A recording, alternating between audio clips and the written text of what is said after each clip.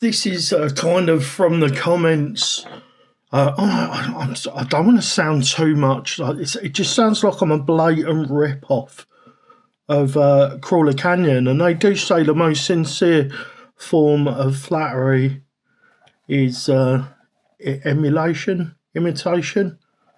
I know what I'm saying. Anyway, look, you see what I'm doing here?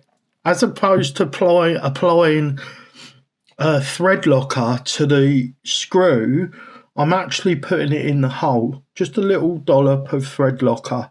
Now, my good friend Rui the other day and I were chatting, and he said, "Oh, do you know what? I was doing the steering, the C hubs. So he was putting the hubs into the C hubs on his truck after working on it."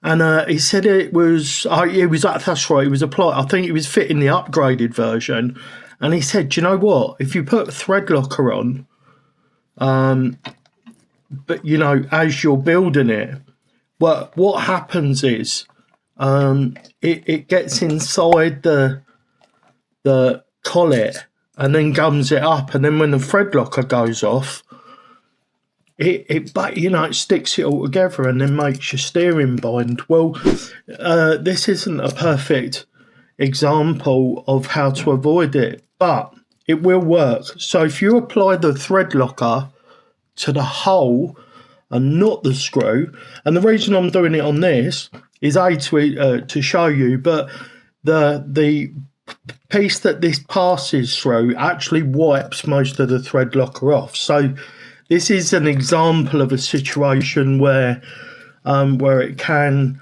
cause a problem. And the reason I'm working on the Swamp Claw with the green inserts is because I popped a bead. I don't know how or when or where, but I popped a bead.